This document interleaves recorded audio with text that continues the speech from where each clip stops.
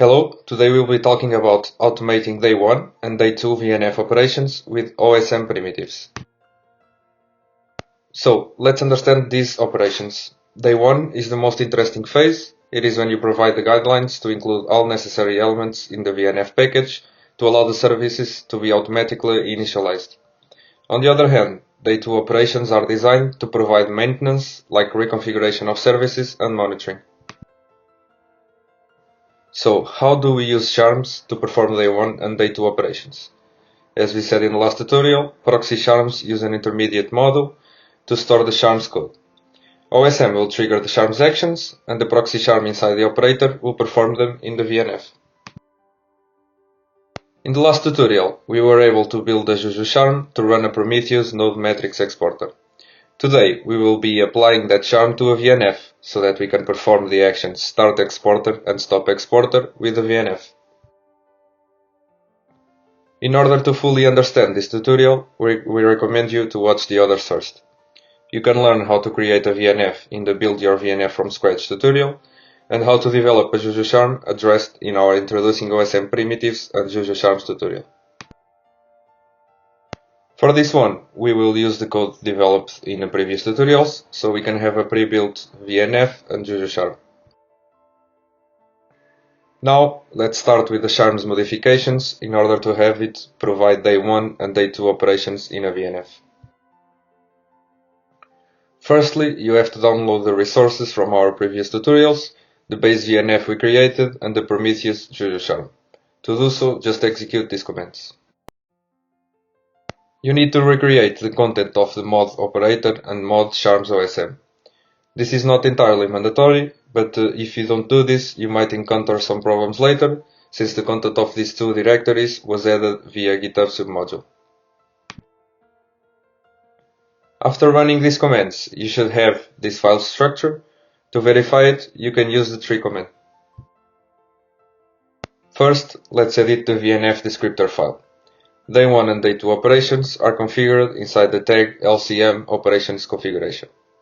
You need to map the primitives inside the config primitive tag, as well as reference the VNF ID. You also need to add the execution environment with the reference to the connection point. After that, you need to define that this will be a proxy charm and the SSH configurations. Notice that the SSH hostname value is the tag that the OSM uses to get the VNF IP. Next, you will need to add the default OSM primitives to the actions file. In this case, is start, stop, restart, reboot, and upgrade. This will need to be defined later in the charm file. For example, you can define that when stopping the service, all the data persists in memory and it is used when starting the service again. Now, let's see the implementation of the actions we defined before inside the charm.py file. Here, we are simply mapping the actions to a Python function. Those OSM primitives will be triggering these functions when the action is called. In order to have everything working properly, you will need to replace the event calls with a logger. This is because OSM does not support it when calling an action on boot. OSM doesn't install the Python dependencies automatically. For that reason, you will need to add this function that does it manually through SSH commands.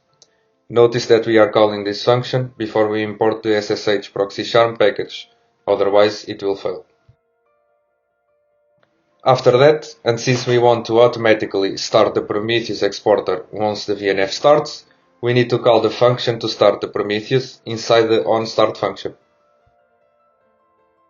After changing the code, we are now ready to onboard our VNF and NS packages. To do that, just run these commands. Notice that you need to put your OSM IP in the hostname option. After onboarding the packages, you need to deploy the network service. You can do it through the Osm Ui, just add a name, description, and select your Vim account. Inside the OSM machine, you can see the logs of your charm to make sure that there are no errors. If everything goes accordingly, you should see the operational and config status as green, indicating that the deployment was successful. Then To check if the charm started the Prometheus exporter, just do this command and you should obtain a similar output. Besides that, you can also execute primitives via the Osm Ui. Just go to Action, Exec Primitive.